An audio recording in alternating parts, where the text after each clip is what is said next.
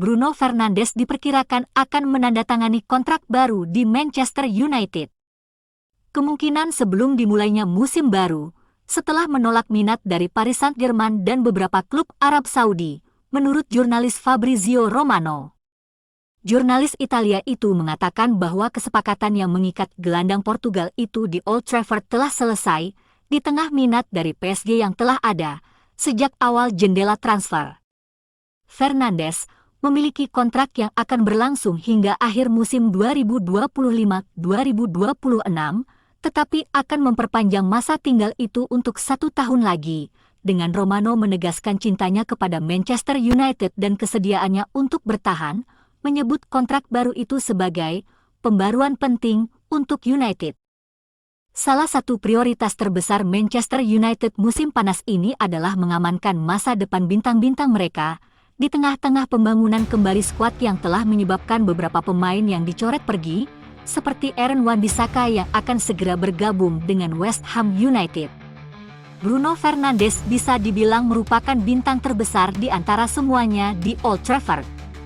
Sejak bergabung dari Sporting di tanah kelahirannya pada tahun 2020, gelandang serang tersebut telah memberikan 95 kontribusi gol dalam 159 pertandingan Liga Primer, yang menjadikan dirinya sebagai salah satu pemain terbaik dunia. Sekarang, ia hampir mendapatkan kontrak baru yang akan membuatnya memperpanjang waktunya di Manchester selama 1 tahun lagi. Setelah awal yang sulit saat memulai debutnya dengan menggantikan Jet Li untuk sequel tahun 2002 Black Mask 2, City of Masks, On benar-benar menarik perhatian kami saat ikut bermain bersama Jiang Luxia dalam Bad Blood tahun 2010.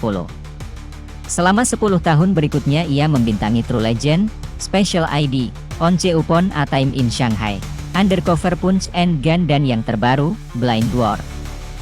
Fan Siwang dikenal karena perannya dalam Story of Ricky dan Ip Man, tetapi bintang kultus itu terjun ke dunia film web seolah-olah film itu akan ketinggalan zaman. Sejak 2018, ia menjadi bintang utama dalam film-film seperti Wolfest Action 2, Taoist Master, The Bravest Escort Group, The Bravest Escort Group 2, Howling Wind, Monster Undersea 2, Saturn's Howlin', Special Mission, dan VR Fighter yang kurang mendapat perhatian.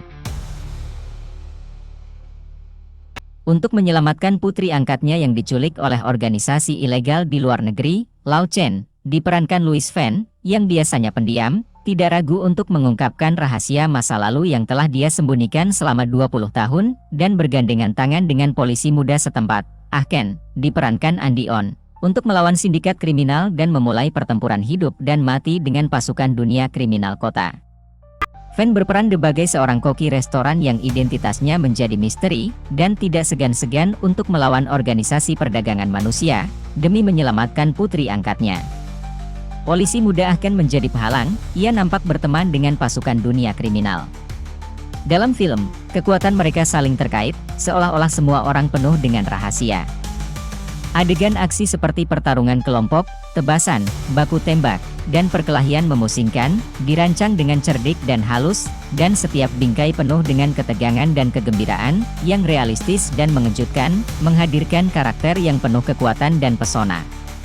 Dalam poster, Pedang Berderak, yang dirilis oleh film tersebut, Fan Xiaohuang dan An Zijie seperti obor di mata mereka, dan mereka bertarung tangan kosong, menunjukkan duel puncak berdarah, dan suasana tegang akan datang.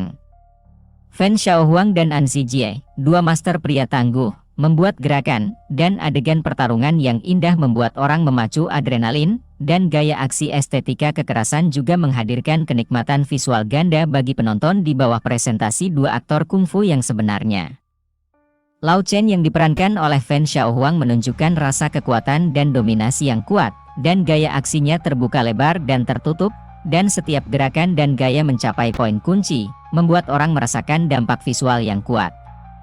Ah Ken, yang diperankan oleh An Zijie, fleksibel dan mudah berubah, tajam dan mematikan, sambil mempertahankan postur tubuh yang elegan dan tenang.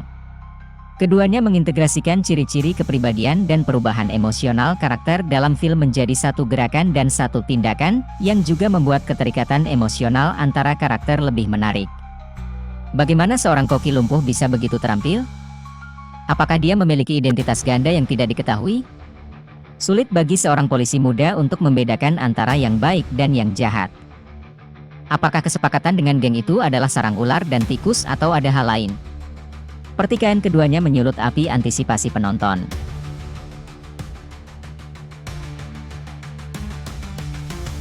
Selain adegan pertarungan yang indah dalam film laga ini, unsur-unsur kriminalnya juga rumit, dan kekuatan dunia bawah adalah antagonis penting dari film dan kekuatan kunci untuk mempromosikan perkembangan plot.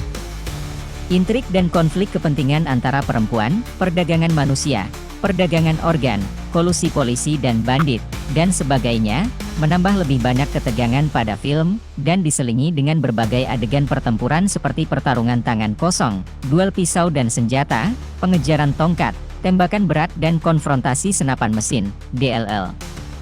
Menghadirkan penonton beberapa pengalaman menonton segar, yang mengasyikkan.